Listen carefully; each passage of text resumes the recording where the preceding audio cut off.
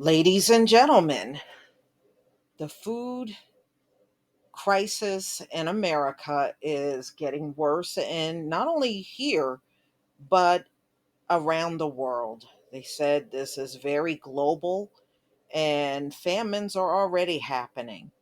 I'm not surprised, and I can see this getting worse, as we go into the summer months. But one thing, ladies and gentlemen, that's why it's always good to have gardening, or if you don't want to garden, probably the cheapest place is and always will be the farmer's market. So if you have one near you, you can kind of rack up on things. I have a cousin that does that. Their backyard is unfortunately mostly clay, so it's very difficult for them to grow. So what they do is they just spend money over at the farmer's market, and then they just sit down and spend time chopping everything up and putting it in the freezer.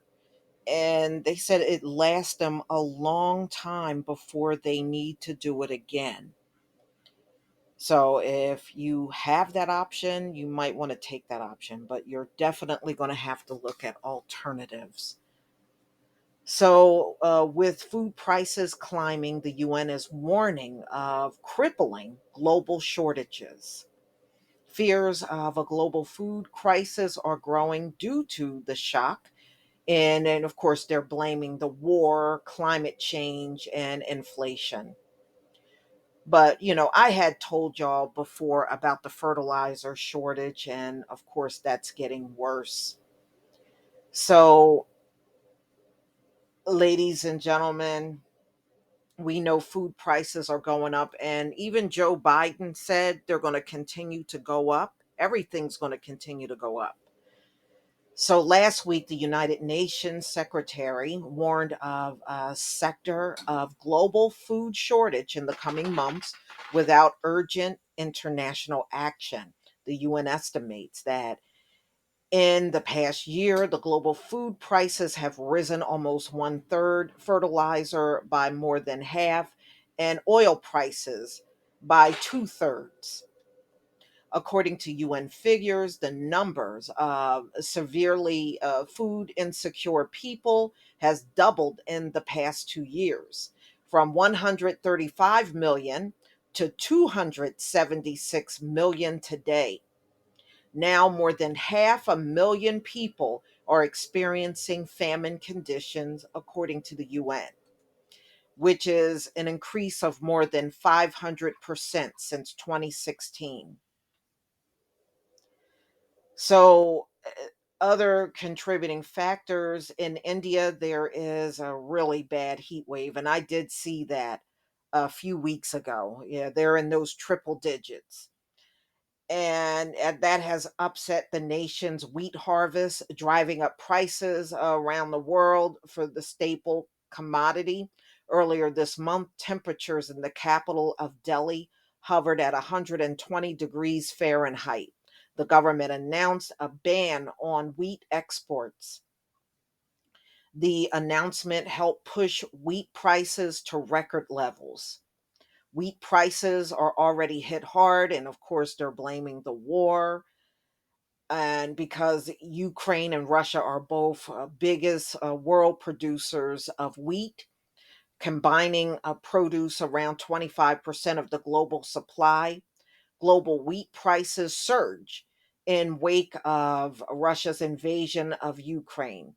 They had already risen an estimate 80% in just over a year before December 2021, according to the IMF. International shocks have brought some countries into a near breakdown. So there, I'm going down to where the US, where it talks about the US. So the US consumer prices in April were up 8.3% from a year earlier, according to data from the Labor Department. Food costs are up 9.4%, with prices for things like meat, poultry, fish, and eggs up 14.3% from the previous year. In March, around 65% of the 200 food banks that feed part of the Feeding America network, the nation's largest food recovery organization, reported a greater demand for assistance on month to month. Yeah. See, I knew that was going to happen. And I did say that in previous videos that once the food prices go up, a lot of people are not going to spare food like they did before. It's easy when food prices are down where you have a little extra food you can give away, or give to a food bank. But once the prices go up, people are going to hang on a lot tighter to that food. So in China, prices of fresh vegetables are 24% higher than a year ago, according to data released from the country's National Bureau of Statistics.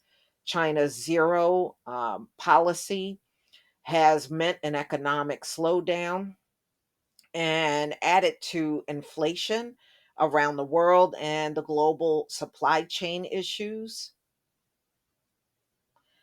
So they are urging a five-step plan to help confront the challenges and increasing supply of food and fertilizer, social protection systems within countries, more access to international finance, further government help for smallholder food producers, and better funding for humanitarian operations to reduce famine and hunger.